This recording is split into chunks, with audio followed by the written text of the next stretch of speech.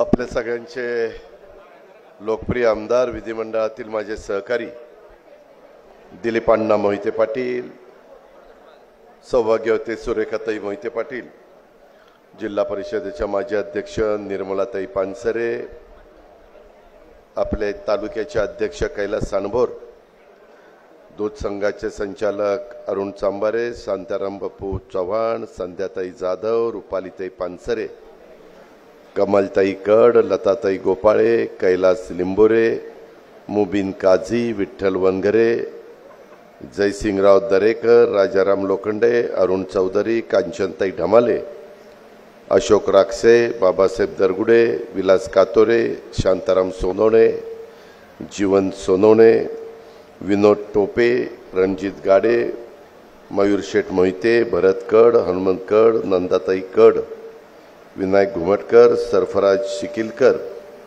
जीवन खराबी, वैभव नाईकरे पाटील, सुरेश शिंदे, मंगल चांभारे, मीनाताई कोतवाल, बानेशाताई टाकळकर, विमलताई ठाकूर, सुजाताताई पचपिंड, अनेक म्हणजे चाकण शहर, राजगुरुनगरचा परिसर, माझ्या खेड विधानसभा मतदारसंघातल्या विविध भागातून आलेले माझे बंधू भगिनी, वेगवेगळ्या राजकीय पक्षाचे माझे सहकारी, पत्रकार मित्र, मोठ्या संख्येने आलेल्या माझ्या मायमाऊली, आमच्या बहिणी आणि माझ्या तरुण मित्रांनो,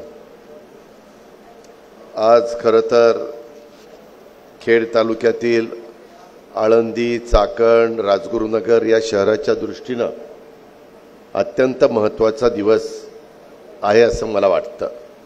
या शहरामध्ये जवळपास 536 कोटी रुपयाच्या विविध विकास कामाची मी सकाळपासून काही भूमिपूजनं, काही उद्घाटनं त्या ठिकाणी करतोय। काही भूमिपूजनं झालीत, काही उद्घाटनं राहिलीत, आता सभा संपल्यानंतर ती पण आपण करणार आहोत। आणि यामध्ये आळंदी नगर परिषदेच्या शाळेच्या इमारतीचं भूमिपूजन साधारण 5 कोटी रुपये आपण त्याला दिले आणि अण्णांनी मगाशी सांगितलं की दादा अजून 4.5 कोटी रुपये लागतील, अजून 2 मजले पाहिजेत, अशा 9.5 कोटी रुपयाची वास्तू आपल्या तिथल्या मुलांना मुलींना दर्जेदार शिक्षण मिळण्याच्या करता आळंदीच्या परिसरामध्ये आपण करतोय। ते जवळपास आता 9.5 कोटीचं काम। त्याच्यानंतर आपण आळंदी मरगळ रस्त्याचं त्या बाबतीमध्ये मरकळचं भूमिपूजन केले, कॉन्क्रीटचा रस्ता करतोय आपण, गावामध्ये 4 लेन करतोय आणि नंतर 3 लेन करतोय। 35 कोटी रुपयाचं कॉन्क्रीटचं काम, कारण आपल्या इथं बऱ्याचदा शहरं वाढत असताना, चाकण वाढत असताना, राजगुरुनगर वाढत असताना, मैदनकरवाडी वाढत असताना काय झालं, ओढे नाले बऱ्याचशा ठिकाणी अतिक्रमण झाली आणि त्याच्यामुळे ते पाणी जायला जागा नाहीये आणि मग बऱ्याचदा पाणी रस्त्यावर येतं आणि आपले रस्ते खराब होतात। त्याच्यामुळे आम्ही बऱ्याच ठिकाणी मोठ्या प्रमाणावर कॉन्क्रीटचे रस्ते आपण करतोय। त्याच्यातलाच हा आळंदी मरकळ रस्ता, त्याचं भूमिपूजन आपण केलं। मला बरेच दिवस आमचे दिलीपराव मोहिते म्हणत होते की दादा एकदा तुम्ही इथं आल्यानंतर कॅन्सर निर्मूलन अभियानाचं उद्घाटन करायचं आहे। डॉक्टर देशमुख, मिसेस देशमुख, देशपांडे असे काही मंडळी मिळून एक चांगलं हॉस्पिटल आपल्या आळंदीच्या परिसरामध्ये चालवत आहे। मित्रांनो, खरं तर अशा हॉस्पिटलमध्ये कुणालाच तिथं जाण्याची वेळ येऊ नये, पण कुठले आजार कधी घडतील काही सांगता येत नाही। आज महिलांचे पण कॅन्सरचं प्रमाण वाढलेलं आहे, माझ्या बांधवांचं पण प्रमाण, ज्याला तंबाखू, सिगारेट, बिडी आणि गुटखा ह्याची खायची सवय, त्यांनाही मोठ्या प्रमाणावर तोंडाचा कॅन्सर झालेला तिथं पाहायला मिळाला। 2007ला सुरुवात केली, 200 पेशंट असायचे, आता वर्षभरामध्ये 12,000 पेशंटवर तिथं उपचार, 13,000 पेशंटवर उपचार केले जातात। ते सगळं बघितल्यानंतर मला वाटलं की गोरगरिबांच्या पेशंटला उत्तम सेवा ते देत आहेत. महात्मा फुले जल अभियान त्याच्यामध्ये देखील जन आरोग्य अभियान त्याच्यात आपण त्यांना मदत करतो. तुमच्यामुळं मी जिल्ह्याचा पालकमंत्री आहे. मला असं वाटलं की तिथं मी आपल्या जिल्ह्यातल्या लोकांना मदत होण्याच्या करता आणि चांगलं हॉस्पिटल आहे म्हणून काही मदत करावी. मी 5 कोटी रुपये देण्याचा निर्णय घेतला. पण नंतर मी भाषणाला उठायच्या आधी दिलीपराव म्हणाले की दादा मदत झाली पाहिजे. मी म्हटलं नाही करणार आहे 5 कोटी रुपये. नाही म्हणले दादा 5 कोटी नको 10 कोटी करा, कारण आमच्या गोरगरिबांच्या लोकांना टाटा हॉस्पिटलला मुंबईला जाणं तिथं जागा मिळत नाही, जाता येत नाही, राहण्याची सोय नाही, तर तुम्ही ते त्या पद्धतीनं करा. आणि मी मागाशी तिथं जाहीर केलं, तुमच्या देखत पण जाहीर करतो, त्यांना 10 कोटी रुपये आपण एक फुल ना फुलाची पाकळी चांगलं हॉस्पिटल आणि कॅन्सरमुक्त समाज करण्याचा प्रयत्न हे आमचे सहकारी तिथं करतायत. ते उपजिल्हा रुग्णालय चाकण तिथं पहिलं 30 बेडचं रुग्णालय होतं. आता आपण तिथं 100 बेडचं रुग्णालय करतोय. 95 कोटी रुपयाची इमारत करतोय. तिथं काही रेसिडेन्शियल पण पॅरामेडिकल स्टाफ आणि डॉक्टरांच्या करता करतोय. प्लॅन मी आत्ता बघितला. पुढं डोक्यात आहे, आमदारांची मागणी आहे, माझ्या खेड राजगुरुनगर परिसरामधल्या चाकण परिसरातल्या महिलांना निव्वळ महिला हॉस्पिटल पाहिजे 100 बेडचं. त्याकरता वरचे 2 फ्लोर आपण डिझाईनच तसं केलेलं आहे. आणि मी त्यांना सांगितलं की ती तयारी ठेवा.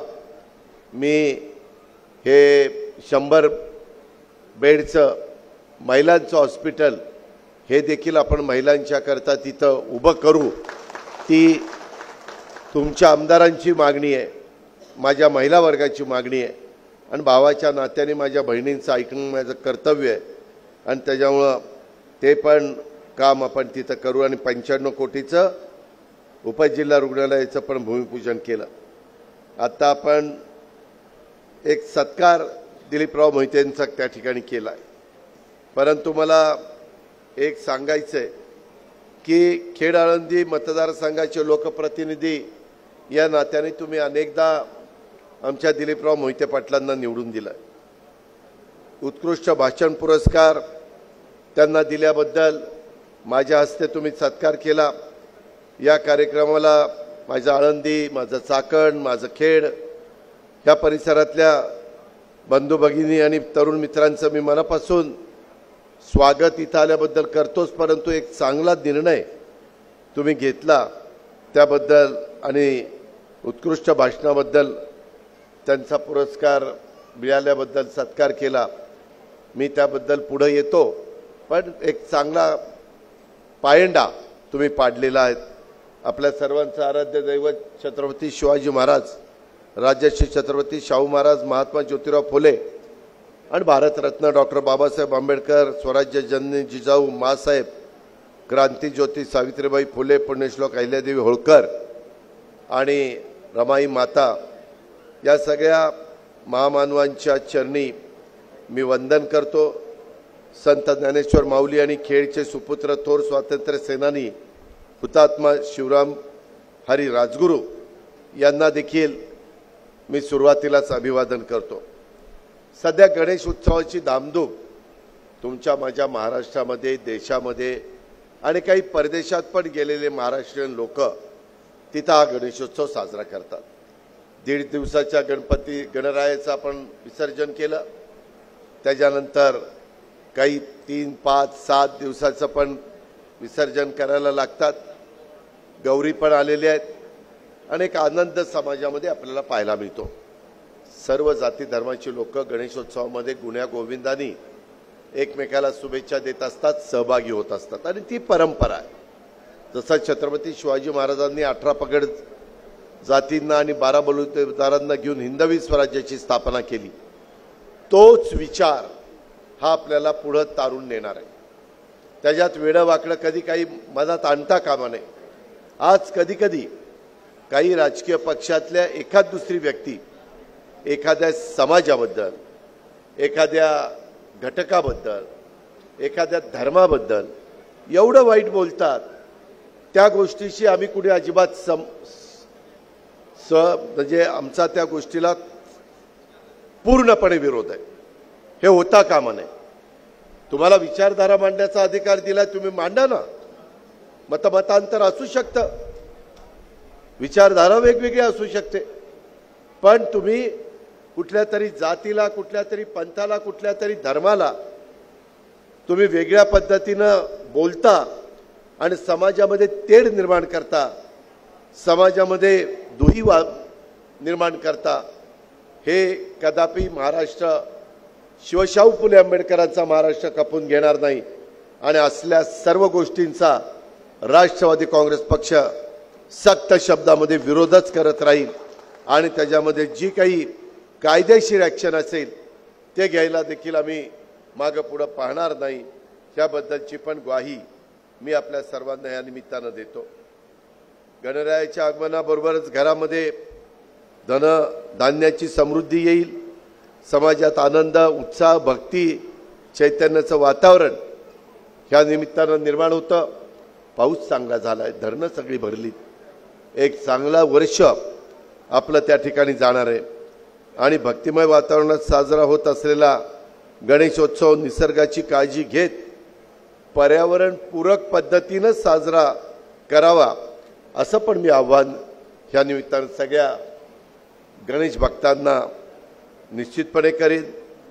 सार्वजनिक गणेशोत्सव सामाजिक एकतेची, समाज प्रबोधनाची, राष्ट्रभक्तीची ही गौरवशाली परंपरा आपल्याला लाभलेली आहे. ही परंपरा आपण सगळ्यांनी अधिक वृद्धिंगत करतानाच नागरिकांना, समाजातील सर्वांना सोबत ठेवून हा गणेशोत्सव साजरा आपण केला पाहिजे आणि करावा. समाजातील सर्वांनी मतभेद, मनभेद विसरून एकत्र येऊन समाजातील सर्व घटकांना सोबत घेऊन आनंदात, भक्तिमय वातावरणात, मंगलमय वातावरणात हा गणेशोत्सव साजरा करावा. श्री गणरायाच्या कृपेने तुमच्या मनातल्या सर्व इच्छा, आकांक्षा पूर्ण होत अशी प्रार्थना देखील मी गणरायाच्या चरणी निश्चितपणे करू इच्छितो. आज मला काही दिवसापूर्वी दिलीपरावांनी सांगितलं होतं की दादा एक दिवस आम्हाला द्या. आज माझी खरे तर एक महत्त्वाची मीटिंग आहे, पण मी CMला रात्री सांगितलं की मी उद्या खेड, राजगुरुनगर, आळंदी परिसरामध्ये चाललोय आणि मला तिकडं गेलं पाहिजे. शेवटी आम्ही सगळे एक परिवार म्हणून एकमेकाला आधार देण्याचा प्रयत्न करत असतो, एकमेकाला मदत करण्याचा प्रयत्न करत असतो. आणि खेड आळंदी मतदारसंघातील विकासाच्या करता रात्रंदिवस झटणारे, इथल्या जनतेच्या प्रगतीसाठी, कल्याणासाठी विविध विकास कामांचा झपाटा लावणारे आणि शासनाच्या विविध योजना ह्या माझ्या खेड, आळंदी, राजगुरुनगरच्या आदिवासी, डोंगरी सगळ्या भागामध्ये शेवटपर्यंत, शेवटच्या माणसापर्यंत, घरापर्यंत पोहोचवणारे आणि ते पोहोचवण्यासाठी धडपडणारे असे आपल्या सर्वांचे लाडके आमदार दिलीपराव मोहिते पाटील हे खऱ्या अर्थाने कार्यसम्राट लोकप्रतिनिधी आहेत. त्यांनी आपल्या खेड, आळंदी या मतदारसंघात विविध योजना, प्रकल्प यांच्या माध्यमातून हजारो कोटी रुपयाची कामं केलेली आहेत. चास कमांडामध्ये मागं लागून 1953 कोटीची सुप्रमा मिळवली. चाकण परिषदेच्या पाणी पुरवठ्याच्या योजनेकरता दादा माझं चाकण वाढलंय, बाहेरची लोक येतात, इथं खूप मोठी संख्या झालेली आहे. 162 कोटी रुपयाची योजना चाकण संग्राम दुर्गसाठी 2,67,00,000 रुपये, चाकण उपजिल्हा रुग्णालयाच्यासाठी माझ्या भागातल्या लोकांचं आरोग्य चांगलं राहावं म्हणून 95 कोटी रुपयाचा निधी त्यांनी त्या ठिकाणी मिळवला. असे सतत ते प्रयत्न करत असतात. एखाद्या मतदारसंघामध्ये एवढ्या मोठ्या प्रमाणाचा निधी खेचून आणणं हे काही साधं सोपं काम नाही आहे. हे येड्यागावळ्याचं पण काम नाही आहे. आणि त्यामध्ये मला तुम्हाला सगळ्यांना सांगायचं आहे की ही सगळी कामं आज त्यांच्या खेचून आणण्याच्या मध्ये एक धमक लागते, त्याच्यामध्ये सातत्याने पाठपुरावा लागतो. मी अजून ह्याच्यानंतर एक भूमिपूजन करणार आहे. त्या कामाची किंमत आहे साधारण 21 कोटी रुपये, मध्यवर्ती प्रशासकीय इमारत. आम्ही किती वर्ष प्रयत्न करतो? 4 वर्ष चाललंय आमचं, 4 वर्ष. ते आत्ता कुठं आम्हाला यश मिळालं आणि त्याचं आज आता आपण भूमिपूजन करतोय. म्हणजे एखादा आमदार म्हणला असेल असता कंटाळून, जाऊ द्या मरू द्या, काय करायचं ते करा. इथंच झालं पाहिजे आणि शेवटपर्यंत चिकाटी, शेवटपर्यंत जिद्द आणि लोकांच्या सोयीचं जे होतं त्याकरता त्यांनी त्याचा प्रचंड पाठपुरावा केला आणि त्याच्यामुळं त्या मध्यवर्ती इमारतीचं पण आपण भूमिपूजन करतोय. चांडोली ते हुतात्मा राजगुरू वाडा येथे पुलाचं पण आपण उद्घाटन करतोय. 6 कोटी रुपयाचा तो पूल झालेला आहे. त्याची पण मागणी मागच दिलीपरावांनी केलेली होती. आणि राजगुरू शहरातील मुख्य रस्ता वाडा रोड 15 कोटी रुपयाचा, त्याचा पण आपण उद्घाटन करतोय. आणि अरबुजवाडी ते वडगाव खेड पुलाचं 7 कोटीचं आणि कडूस ते शिरदाळे रस्त्याचं भूमिपूजन 150 कोटीचं. अशा पद्धतीनं जवळपास 550 कोटी रुपयाची कामं. आणि त्याच्यात प्राथमिक आरोग्य केंद्र राजगुरुनगर तिथं बॉश कंपनीकडनं 5 कोटी CSR मधनं आणले. म्हणजे जिथं केंद्राचा आणता येईल तिथं केंद्राचा पैसा, जिथं राज्याचा आणता येईल तिथं राज्याचा, जिल्हा परिषदेचा, DPDCचा आणि CSRचा पैसा. अशा पद्धतीनं त्यांचा सगळा प्रयत्न चाललेला आहे. म्हणून बदल होतोय. म्हणून आज खेड आळंदी राजगुरुनगरचा परिसर हा पुढं चाललेलं चित्र आपल्याला सगळ्यांना बघायला मिळतंय. आणि ह्या सगळ्या गोष्टी करत असताना आपल्या मतदारसंघातल्या समस्या, अडचणी, त्यांचे प्रश्न, त्यांना वाचा फोडण्याच्यासाठी मतदारसंघातल्या माझ्या नागरिकांना मला न्याय देता आला पाहिजे. त्याच्यामध्ये सतत आपले लोकप्रिय आमदार दिलीपराव मोहिते पाटील हे राज्याच्या अधिवेशनात देखील हिरिरीनं भाग घेतात, सहभागी होतात आणि महाराष्ट्राच्या विधानसभेमध्ये चर्चेत अभ्यासपूर्ण, मुद्देसूद आणि आक्रमकपणे विषय मांडतात. त्यांच्यामध्ये आक्रमकपणा आहेच, तुम्हालाही माहिती आहे. पण त्याचा फायदा हा माझ्या मतदारसंघातल्या शेवटच्या माणसाच्या विकास कामाला कसा करून देता येईल ह्याबद्दलचा त्यांचा प्रयत्न असतो. आणि त्याच्यामुळंच त्यांनी या 5 वर्षात जवळपास 4,500 कोटी रुपयाची कामं माझ्या खेड, आळंदी आणि राजगुरुनगरला करून दिली. मलाही त्यांना मदत करता आली, कारण मी राज्याचा अर्थमंत्री होतो आणि त्याच्यातून त्या मागणी करायचे, त्या मागण्या पूर्ण करण्याच्या करता मी माझं सर्वस्व पणाला लावायचो. ह्या सगळ्या गोष्टी करताना त्यांनी देशातले सर्वोच्च राष्ट्रपती, त्यामध्ये आमच्या महामहिम द्रौपदी मुर्मू यांच्या हस्ते 2019 ते 24 म्हणजे ही टर्म या कालावधीकरता विधिमंडळातील उत्कृष्ट भाषण हा पुरस्कार प्रदान करण्यात आला आणि त्याबद्दल त्यांचं कौतुक झालं. मी देखील व्यक्तिशः माझ्या वतीनं, राष्ट्रवादी काँग्रेस पक्षाच्या वतीनं, माझ्या महाराष्ट्रातल्या 13 कोटी जनतेच्या वतीनं, जिल्ह्याच्या वतीनं आणि खेड, आळंदी, राजगुरुनगर या सगळ्या परिसराच्या वतीनं मी त्यांचं मनापासून अभिनंदन करतो. दिलीपरावांचं आपल्या स्वतःच्या मतदारसंघातल्या जनतेवर अमाप प्रेम आहे. हा पुरस्कार मिळाल्यानंतर हा बहुमान त्यांनी खेड तालुका मतदारसंघातल्या जनतेला म्हणजेच आपल्याला सगळ्यांना समर्पित केला. तो त्यांच्या मनाचा मोठेपणा आहे, तो त्यांच्यामध्ये एक दातृत्व ते आपल्याला सगळ्यांना पाहायला मिळालेलं आहे. सरपंचापासून सुरू केलेला प्रवास हा आमदारापर्यंत पोचला. मला माहिती आहे की तुमची सगळ्यांची इच्छा आहे ते आमदाराच्याही पुढे जावं. तुम्ही उद्याच्याला विधानसभेच्या निवडणुकीमध्ये चांगल्या मताधिक्यांनी त्यांना उद्याच्याला महायुतीचे उमेदवार म्हणून तिकीट वाटप ज्यावेळेस होईल आणि ही जागा राष्ट्रवादीला जर आली पुन्हा कोणी म्हणायला नको अरे ही जाहीरच करायला लागलाय काय चाललंय ह्याचं अमकं तमकं अजून चर्चा चाललेली आहे. अजून कुठलीच जागा जाहीर झालेली नाही.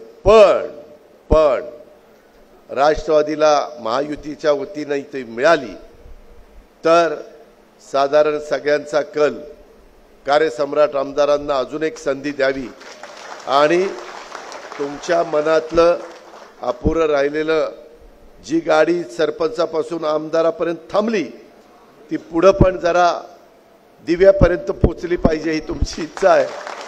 त्याकरता माझ्या जिल्ह्याने मागच्या वेळेस मला साथ दिली तसं खेड राजगुरुनगर चाकणकरांनो मला साथ द्या. मी गेले 30-35 वर्ष महाराष्ट्राकरता जिल्ह्याकरता तालुक्यांकरता प्रयत्न करतोय झटतोय.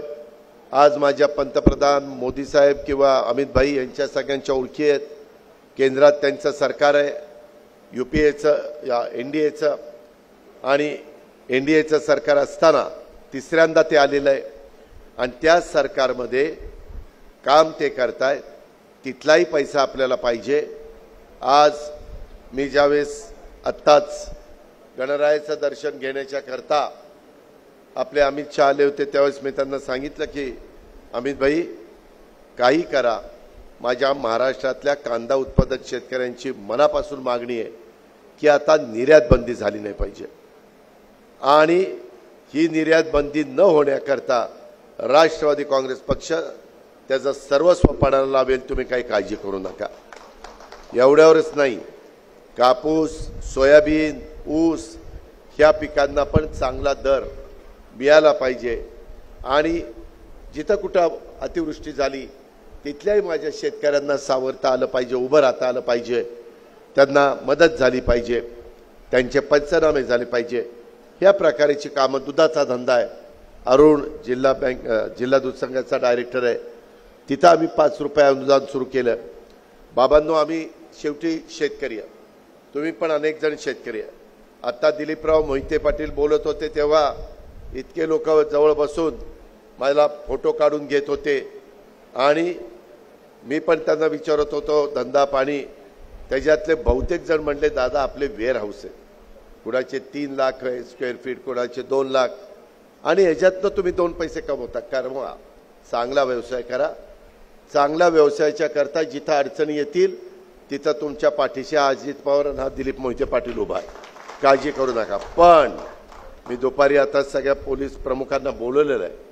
मला आल्यानंतर जरा वाईट बातमी माझ्या मायमाऊलींनी सांगितली. संत ज्ञानेश्वर महाराजांची आळंदी प्रसिद्ध तिकडं देहू तुकाराम महाराजांच्या नावाने प्रसिद्ध आणि चुकीचे धंदे 2 नंबरचे धंदे तिथं चालत आहेत. आळंदीमध्ये काही वेडेवाकडे प्रकार चालत आहेत. एवढा मोठा माझा वारकरी समाज तिथं येतो. आपण तिथं गेल्यानंतर समाधीचं दर्शन घेतल्याशिवाय तिथं नतमस्तक झाल्याशिवाय पुढे जात नाही. आत्ताही मला सकाळी जायचं होतं पण दिलीपराव मला म्हणले परवा तुम्ही आला तेव्हा 2 तास लोकांना अडवलं. म्हणजे अजित पवार VIP म्हणून त्याला ट्रीटमेंट आणि 2 तास इतरांच्या दर्शन थांबवलं. लोक नाराज होतात. लोक म्हणतात ही कोण लागलं ह्याला काय शिंगबिंग फुटली काय. ह्याच्याकरता 2 तास आम्ही थांबायचं. त्याच्याकरता मी बाहेरनच समाधीचं दर्शन घेतलं. म्हणलं माझ्यामुळं इतर माझ्या वारकरी समाजातल्या किंवा भाविकांना भक्तांना दर्शनाला अडचण येऊ नये अशी माझी मनापासूनची इच्छा आणि त्या पद्धतीनं आपण सगळेजण वागतोय. पण तिथं जे काही 2 नंबरचे धंदे चाललेले आहेत ते मी आज दुपारीच सांगणार आहे. नाही जर बंद झाले तर मी खरंच कोणाला तरी डिसमिस करीन काही वेळा ॲक्शन घेईन. त्याच्यामध्ये आता सोडणार नाही. शेवटी मी पोलिसांना सांगितलं पोलिसांनो मला आत्ता पुण्याच्या CPने सांगितलं मला 7 पोलीस स्टेशन पाहिजे. मी काल त्यांची 7 पोलीस स्टेशन मंजूर केले. चौबेंनी सांगितलं इथल्या CPने 4 पोलीस स्टेशन पाहिजे. 4 पोलीस स्टेशन त्यांच्या हद्दीत मंजूर केली.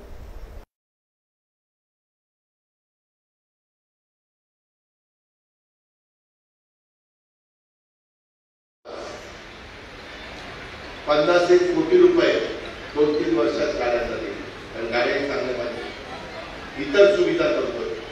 असं असताना त्यांचं काम नाही कायदा व्यवस्था चांगली ठेवणं, दोन नंबरचे धंदे न होऊन देणं, तिथं जर वेगळे वेडेवाकडे प्रकार चाललेले असतील तर ते त्याच्यावर अंकुश ठेवणं. आम्ही कधी हस्तक्षेप केलाय का? आमचा राजकीय हस्तक्षेप नसतो.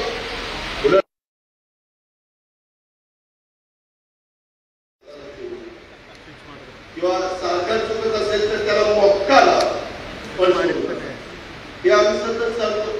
मी तर कधी कुणाला पाठीशी घातलं नाही 30-35 वर्ष.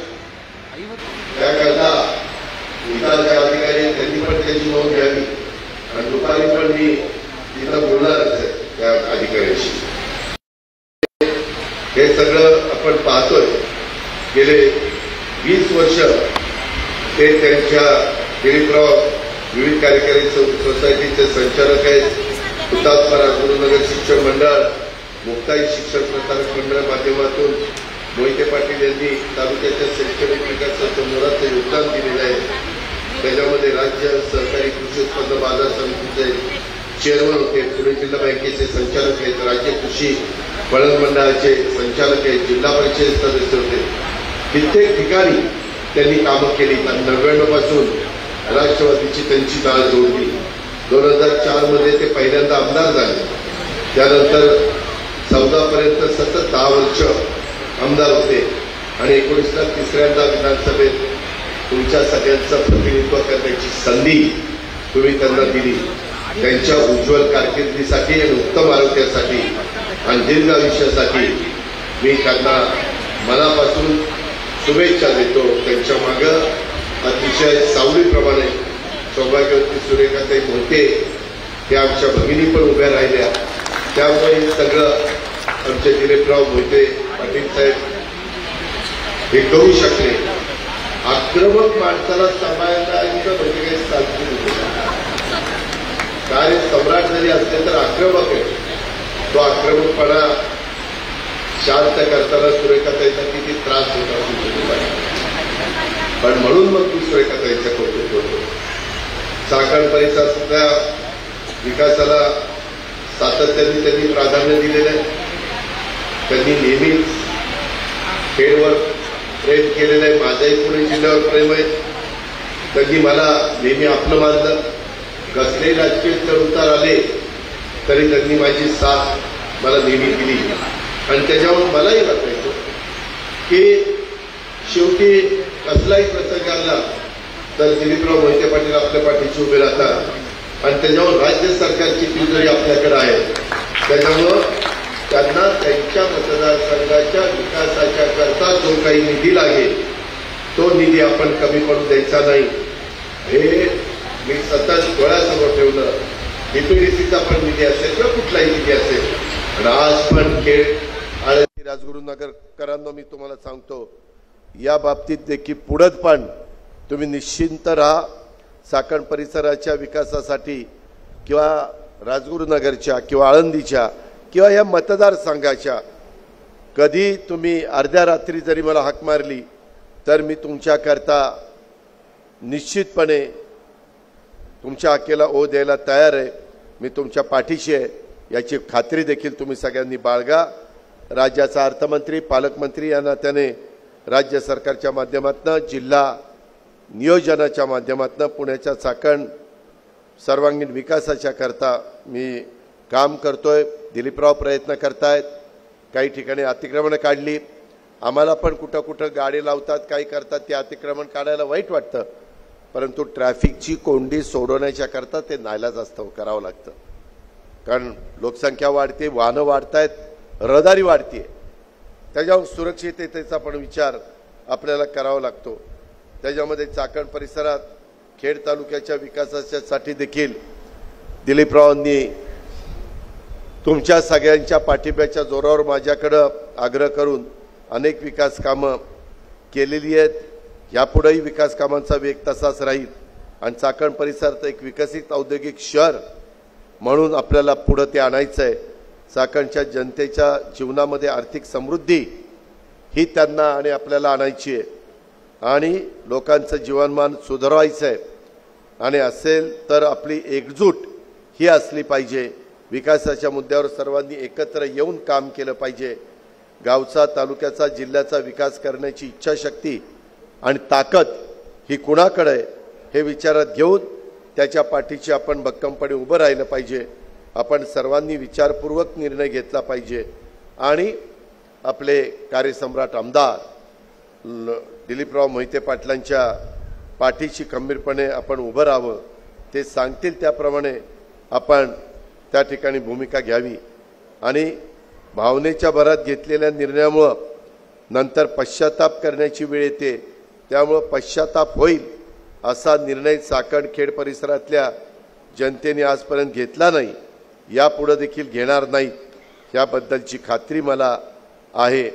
आणि तुम्हाला कधी एकटं वाटून मी देणार नाही, तशी वेळ तुमच्यावर कधी मी येऊन देणार नाही।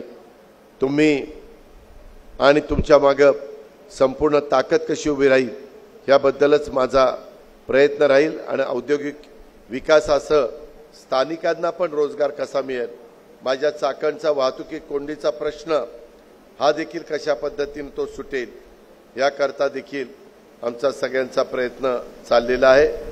चाकण परिसरातल्या 17 गावातील कचऱ्याचा प्रश्न मार्गी लावण्याच्या करता देखील आमचा सगळ्यांचा प्रयत्न आहे। आणि आता अत्याधुनिक तंत्रज्ञानाचा वापर करून कचरा प्रक्रिया केंद्र उभारण्यात येतात। त्यामुळे चाकण परिसरात देखील 17 गावांची कचऱ्याची समस्या ही सुटणार आहे। खेड तालुका ही हुतात्मा राजगुरूंची भूमी आणि त्याच्यामुळे त्यांनी दाखवलेल्या इथल्या मातीच्या कणाकणामध्ये शौर्य, बलिदान आणि पराक्रम आहे। आणि देशाचं स्वातंत्र्य मिळवून देण्याच्यासाठी हुतात्मा राजगुरूंनी बलिदान दिलं। त्यांचं बलिदान कोणताही भारतीय हे विसरू शकत नाही। आजच्या पिढीने देखील ह्या सगळ्या गोष्टी, देशभक्ती, क्रांतिकारकांचे विचार काय होते ते आत्मसात केले पाहिजेत आणि त्यांच्या विचारावर आपण सगळ्यांनी मार्गक्रम करून पुढे गेलं पाहिजे, देशाची प्रगती केली पाहिजे। हुतात्मा राजगुरू स्मारकाला पण त्यांनी माझ्याकडे मागे लागून 254 कोटीचा निधी मंजूर केला। आतापर्यंत आम्ही 104 कोटी रुपये वर्ग केलेले आहेत। जसं काम होईल तसे पुढचे पण पैसे वर्ग करण्याचं काम हे माझ्याकडनं होईल, याबद्दल पण आपण काळजी करू नका। सतत आपल्या आमदाराचा त्याच्यात करता पाठपुरावा आहे। यंदाच्या अर्थसंकल्पात मी बघितलं की 104 कोटी रुपये खर्च होतील म्हणून तेवढी तरतूद आपण केलेली आहे आणि पुढे पण राहिलेले पैसे दुसऱ्या टप्प्यामध्ये देण्याचा आमचा सगळ्यांचा मानस आहे। माझी दुसरी एक तुम्हाला विनंती, तुम्ही सगळेजण आहात पण गुणवत्तापूर्ण दर्जेदार ही कामं, आता रस्त्यांची कामं, उपजिल्हा रुग्णालय, माझं प्राथमिक आरोग्य केंद्र, आमचे काही पूल, ब्रिजेस, अशी सगळी जी कामं आहेत, प्रशासकीय इमारत आता होणारी, ही सगळी कामं मात्र दर्जेदार झाली पाहिजे। त्याच्यामध्ये कुठं खोट राहता कामा नये। सुंदर, प्रशस्त, भव्य, सोयी सुविधायुक्त, आकर्षक, दर्जेदार वास्तूमुळं माझ्या चाकण शहर, खेड, राजगुरुनगर इथल्या वैभवामध्ये भरच पडणार आहे। नागरिकांना चांगल्या नागरी सुविधा ह्या आमच्या अधिकाऱ्यांना देता येणार नाही आणि दर्जेदार, गुणवत्तापूर्ण असल्या पाहिजेत हा विचार करून आम्ही दोघांनी पण उद्याची 25-50 वर्ष डोळ्यासमोर ठेवून ह्या सगळ्याचा विचार केलेला आहे आणि ह्या पद्धतीने आपण पुढे चाललोय। आरोग्य क्षेत्रासाठी देखील अर्थसंकल्पात मी भरीव तरतूद केली। त्याच्यातनंच हे उपजिल्हा रुग्णालय 95 कोटीचं तुम्हाला दिलंय। आम्ही आशा सेविकांचं वाढीव मानधन आणि विमा कवच त्यांची मागणी होती ती पण आम्ही पूर्ण केली। सदृढ, सशक्त, निरोगी समाज निर्मिती करता आमचा सतत प्रयत्न चाललेला आहे। मोफत आणि पुरेशा आरोग्य सुविधा देखील आम्ही देतोय आणि तुम्हाला मी सांगतो सध्या लाडकी बहीण, मुख्यमंत्रीला माझी लाडकी बहीण योजना याबद्दल सतत पेपरला बातम्या येतात। महिला आनंदाने भेटतात, म्हणतात दादा पैसे आले, अकाउंटला आमच्या पैसे आले, डीबीटी झालं। मी आज महिलांना तुम्हाला सांगतो जुलैमध्ये आम्ही सुरू केलं। जुलै गेला, ऑगस्ट गेला। जर काही माझ्या मायमाऊली महाराष्ट्रातल्या माझ्या पुणे जिल्ह्यातल्या, माझ्या खेड, राजगुरुनगर, आळंदी परिसरातल्या राहिल्या असतील तर सप्टेंबर एंडपर्यंत आम्ही मुदत वाढवलेली आहे. आपण ते नियम 2.5 लाखाच्या आत उत्पन्न असलं पाहिजे तसे फॉर्म भरा आणि ह्या संधीचं सोनं करून घ्या. ही तुमची ओवाळणी आहे. ही उद्याच्या दिवाळीला येणारी तुमची भाऊबीज आहे. हा तुमचा हक्क आहे. तुम्हाला सक्षम करण्याकरता आहे. हे तुम्हाला सबल करण्याकरता आहे. टीका होती, काही जण कोर्टात जातात विरोधक, त्याच्यामध्ये त्यांना वाटतं की कशाला ही योजना दिली. आता मला सांगा, एवढ्या महिला आहेत, चांगली योजना आहे, वाटणाऱ्यांनी हात वर करा, घ्या हात खाली. आणि ही योजना चांगली नाही वाटणाऱ्यांनी हात वर करा. तेव्हा काही एक पण हात. आणि काय त्या विरोधकांना काय झालंय कुणाला माहिती. हे असंच आहे, हे तसंच आहे. ते आम्ही शेतकऱ्यांना पण 3, 5, 7.5 हॉर्सपावरला मोफत वीज केली. हे कसं काय केलं? अरे कसं काय केलं म्हणजे काय केलं? त्याच्यामध्ये आम्ही सगळं बजेट डोळ्यासमोर ठेवून केलं. हे आर्थिक तुम्हालाही माहिती आहे. मी पण 32-33 वर्ष तुमच्या पुणे जिल्हा मध्यवर्ती सहकारी बँकेचा डायरेक्टर होतो, चेअरमन होतो अनेक वर्ष. आता मी तिथं राजीनामा दिला, पण मी चांगल्या पद्धतीनं चालवतो ना संस्था. माझा माळेगाव कारखाना भाव किती काढलाय? 3636 रुपये टनाला भाव काढलाय. हाय महाराष्ट्रात कुणाचा? 3636 रुपये टनाला भाव. आता तुमचा पण ऊस जातोय तिथं बघतो ना भाव काय निघतोय ते. सोमेश्वरचा भाव 3571.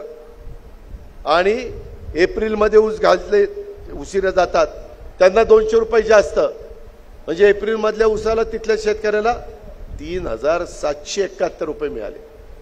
आणि महाराष्ट्रात भाव काय? 2500, 2700, 2800, 3000. अरे संस्था देखील चांगल्या चालवण्याची धमक ही नेतृत्वामध्ये असावी लागते. ही पण गोष्ट आपण सगळ्यांनी लक्षात घ्या. आणि त्याच्यातून आम्ही संस्था चांगल्या चालवतो. आपली PDCC बँक, मी जरी तिथं नसलो तरी मोहिते पाटील साहेब आणि बाकीचे सगळे मिळून तिथं, रमेश थोरात असतील, दिगंबर दुर्गाडे, दिलीप वळसे पाटील, संजय काळे, आमचे सुनील चांदेरे, सगळे ते चांगली चालवत आहेत. ही गोष्ट आपण लक्षात घ्या. त्यामुळं आम्ही समाजाचं भलं करण्याकरता ह्या योजना आणल्यात, सगळ्या जाती धर्माकरता आणल्यात, भेदभाव केला नाही. लोकसभेला जरा गंमत झाली, आता ती गंमत करू नका. आता ह्या सगळ्या योजना पुढे चालू ठेवायच्या म्हटलं तर महायुतीला आपण आशीर्वाद द्या, आपण पाठिंबा द्या. सगळ्यांनी मिळून ह्याच्यामध्ये राष्ट्रवादी काँग्रेस आहे, शिवसेना आहे, भाजप आहे, सगळ्यांनी मिळून स्थानिक एकोपा ठेवा. आपल्यातल्या आपल्यात मतभेद होऊन देऊ नका. जिथं राष्ट्रवादीला जागा जाईल तिथं शिवसेना आणि भाजपला मनापासून काम करावं लागेल. जिथं शिवसेना जाईल तिथं राष्ट्रवादी आणि भाजप काम करेल. आणि जिथं भाजपला जागा जाईल तिथं राष्ट्रवादी आणि शिवसेना काम करेल. ह्या पद्धतीनं जा. आम्हाला केंद्राचा करोडो रुपयाचा निधी आणायचा आहे. परवा वाढवणचं बंदर 75,000 कोटी रुपये, पाऊण लाख कोटी रुपये हे बंदराचं काम तिथं भूमिपूजन केलं. आपल्याला अजून इंडस्ट्री आणायची आहे, आपल्याला रोजगार द्यायचा आहे. त्याकरता आम्ही प्रशिक्षण देतोय. आपल्याला मुलींना शिकवायचं आहे, गरिबांच्या मुलींना शिकवण्याच्या करता आम्ही मदत करतोय, मोफत शिक्षण देण्याचा प्रयत्न करतोय. गरिबाची पाहिजे. ह्या सगळ्या योजना, दुधाला 5 रुपये वाढून दिले, हे सगळं समाजाच्या करता करतोय. वर्षाला 3 गॅस सिलेंडर मोफत डायरेक्ट पैसे तुमच्या अकाउंटला टाकणार. आणि कुठेही भ्रष्टाचाराला जागा ठेवली नाही. सगळं आमच्या खात्यातनं, म्हणजे सरकारच्या तिजोरीतनं डायरेक्ट त्या लाभार्थीच्या DBTवर, अकाउंटवर. तीच गोष्ट सगळ्यांच्या बाबतीमध्ये. आता माझ्या शेतकऱ्यांनी 3, 5, 7.5चं लाईट बिल भरायचं नाही. हे पुढे चालू ठेवायचं असेल तर महायुतीला आणावं लागेल. आम्ही तिथं आलो तरच पुढे चालू ठेवणार ना. या शहाण्यांनी मागे आठवतंय का 2003ला माफ करू म्हणले आणि 2004ला निवडून आल्यावर म्हणले माफ नाही. आता आपण शब्दाचा पक्का आहे, अजितदादाचा वाद आहे. त्याच्यामुळं माय माऊलींनो माझ्यावर विश्वास ठेवा, माझ्या बांधवांनो माझ्यावर विश्वास ठेवा. मी राज्याची आर्थिक घडी न विस्कटता, विकासाला पैसा कमी न पडून देता, माझ्या गोरगरीब जो घटक मागे राहिलेला आहे तो सर्व जाती धर्मामध्ये मोडणार आहे. त्यांना पुढे आणण्याच्या करता पाऊण लाख कोटीच्या योजना ह्या वर्षभरात आपण देणार आहोत. 75,000 कोटी आणि या बाकीच्याही कामावर केंद्राचा, वर्ल्ड बँकेचा, इकडचा वेगवेगळ्या जपान बँक 0.5% पैसा देते. मेट्रो, वंदे भारत ट्रेन, आता पुन्हा वंदे भारत ट्रेन आपण देशामध्ये बऱ्याचशा सुरू करतोय. परवाच्या 23 तारखेलाच कार्यक्रम आहे. आपल्याला आता हळूहळू मेट्रो माझ्या चाकणपर्यंत आणावी लागणार आहे. मला मी टप्प्याटप्प्याने आणणार आहे. म्हणजे भोसरी, पिंपरी चिंचवडपासून पुढं तिकडं वाघोलीपर्यंत येणार आहे, तिकडं सासवडपर्यंत येणार आहे. तुम्ही काळजी करू नका. तुम्ही फक्त आशीर्वाद द्या, तुम्ही फक्त भरभक्कम पाठिंबा द्या आणि भावनिक होऊ नका. इतके दिवस तुम्ही इतरांना प्रेम दिला, आधार दिला. आता काही दिवस आम्हाला द्या ना. आम्ही चुकीचं करणार नाही ना. आम्ही कुठं चुकलो तर आमचा कान पकडा, आम्हाला जा विचारा, तो तुमचा अधिकार आहे. माय माऊलींनो माझ्या बांधवांनो लक्षात ठेवा. आणि त्याच्यामुळं ह्या सगळ्या गोष्टी खूप बोलण्यासारख्या आहेत, पण मला पुढे जायचं आहे. आपण एक परिवार म्हणून मी परत निवडणुकीच्या निमित्तानं तर माझे दौरे महाराष्ट्रात होतीलच, माझ्या जनसन्मान यात्रा चाललेल्याच आहेत. पण काही झालं तरी एकोपा टिकवा, एकी टिकवा. सर्व जाती धर्माला मी शब्द देतो. आज माझ्याबद्दल आत्ता अरुण चांभारेंनी मला दाखवलं, ते कुठलं तरी लेटर हेड विरोधी पक्ष नेत्याचं काढलंय, कुठली तरी सही ती अशी कॉपी केली. माझा काही संबंध नाही आणि मी आदिवासींच्या विरोधात आहे तिथं सांगितलंय. मी कशाला आदिवासींच्या विरोधात जाईल? अरे माझे विरोधक देखील म्हणतात अजित पवारांनी 35 वर्षामध्ये कधी जातीचा, पातीचा, नात्याचा व त्याचा विचार केला नाही. मला कितीतरी कार्यकर्त्यांचा जात पण माहिती नसते. काय करायचंय? माणूस आहे ना, माणुसकी बघान पुढे चाला ना. पण जसं लोकसभेला एक नरेटिव्ह सेट करण्याचा प्रयत्न केला, खोटं संविधान बदलणार, संविधान बदलणार, आणि त्याच्यातून दिशाभूल केली माझ्या मागासवर्गीय समाजाची, माझ्या आदिवासी समाजाची. अरे संविधानाला तर आम्ही वंदन करतो, जगात सर्वोत्तम संविधान आपलं आहे. असं असताना लोकांच्या मनात गैरसमज निर्माण करण्याचं काम चाललंय. आणि काल विरोधी पक्ष नेते राहुल गांधी परदेशात जाऊन काय म्हणले? आरक्षण मला काढायचं म्हणले ना. आज पेपरला आले ना, आले की नाही? म्हणजे ह्यांनी बोलायचं आणि पावत्या आमच्या नावावर फाडायच्या. तुम्ही घ्या ना लक्षात, तुम्ही जबाबदार नागरिक आहात. माझ्या मागासवर्गीय आदिवासी समाजाने तर ह्याची नोंद घेतली पाहिजे. आम्ही इतरांच्या बरोबर आणण्याच्या करता मदत करतोय, आम्ही करोडो रुपयाचा निधी देतोय, जीवाचं रान करतोय, आणि यांचं काय चाललेलं आहे त्याचा विचार करा.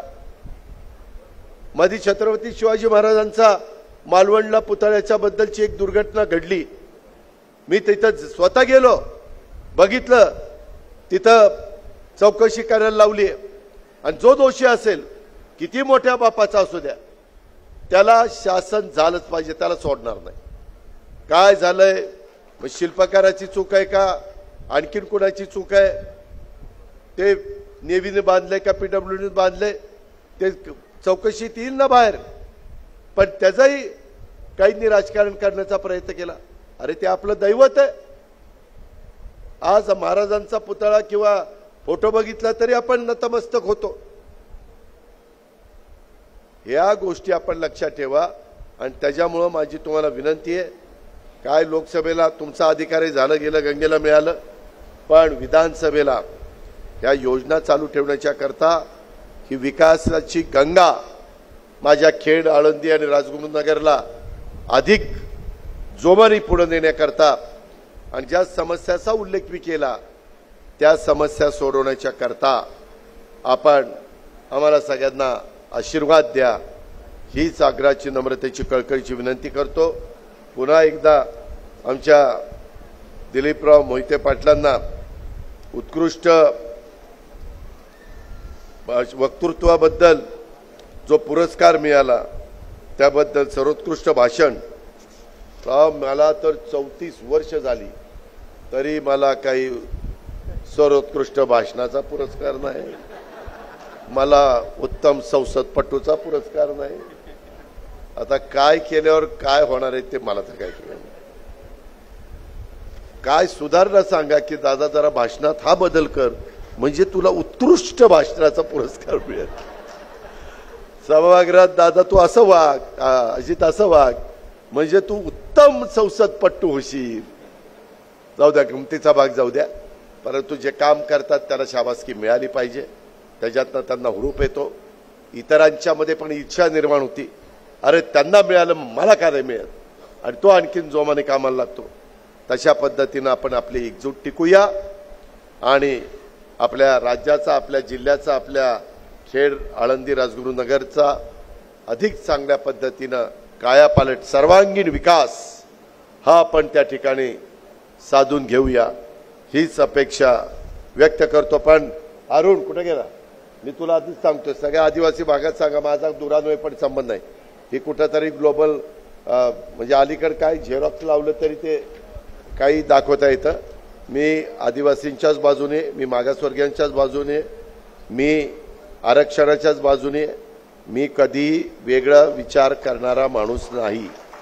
समाजातल्या गरीब घटकाला इतरांच्या बरोबर आणण्याच्या करता सवलती मिळाल्या पाहिजेत ह्याच मताचा मी आहे. म्हणूनच अर्थसंकल्पामध्ये एवढ्या सवलती दिल्या. कधी महाराष्ट्रातल्या कुठल्या अर्थमंत्र्यांनी याच्या आधी दिलेल्या नव्हत्या. ही गोष्ट आपण ध्यानात घ्या. पुन्हा एकदा या सगळ्या उद्घाटनाचा आणि भूमिपूजनाचा मी दिलीपरावांना मनापासून त्यांचं कौतुक करतो, एवढी कामं खेचून आणल्याबद्दल, आणि आपण सगळ्यांनी इथं वेळ दिल्याबद्दल आपल्यालाही धन्यवाद देतो. जय हिंद, जय महाराष्ट्र.